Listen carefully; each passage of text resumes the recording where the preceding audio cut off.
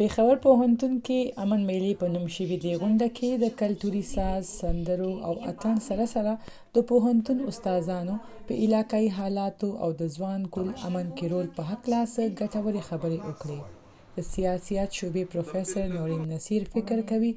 د جنګ ځپلې سیمې کې رالوی شوي ځوان کول کې دا احساس پیدا کول ډیر ضروري دي چې امن څه ته وایي او دا څنګه راتلی شي او دې کې د دوی څه رول دی. مونږ په هغه خطې کې پاتې کیږو چې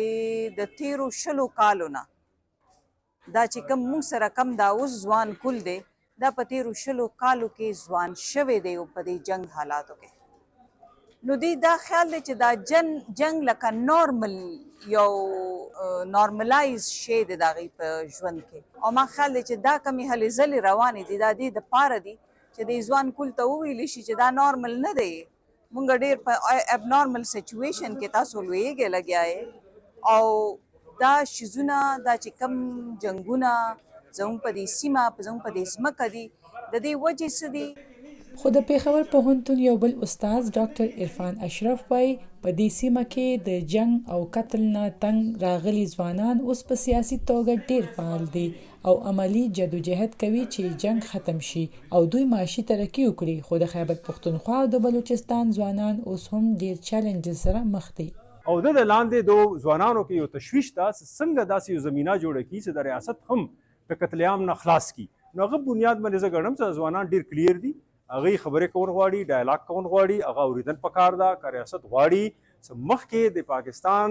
کوم ترقۍ پرمختګ پر لارې وټاکي نو بیا به دا ځوانان اوري. د اسلام آباد د سیمه ییزو پالیسو او د خبرو اترو مرکز مشر مهران وزیر وایي دوی په پښتونخوا کې د داسې امن میلو او د ډایلاګ د لارې داسې ځوان کول ته امن کې د هغوی کردار په هکله پوهه ورکوي ځکه چې راتلونکی او ښه بدلون د ځوانانو په لاس کې دی. خو دا دی چې ځوانانو سره ډیره لوی انرژي ده. بله خبره په ټوله دنیا د تسلیم کړې ده چې ځوان به همیشه دپاره چینج ته ویلکم بدلون ته به خوشحالیږي. نو که بدلون ته یو کس خوشحالیږي یو انسان خوشحالیږي د دې مطلب دی د بدلون دپاره ښې لارې د انسانانو په خیر چې تمامیږي دا لارې پیدا کولو ته هم بیا خوشحالیږي. دغه امن میلې کې د داسې خبرو اترو د لارې پوهانو ځوان کول ته سیاسي شمولیت سیوا کولو او جمهوري طریقو سره د خپل حقونو لپاره اواز پورته کولو غږ هم وکړو. کیمرامین هاشم علي سره سادیه قاسم شاه، وی او ای ډیوا، پېښور.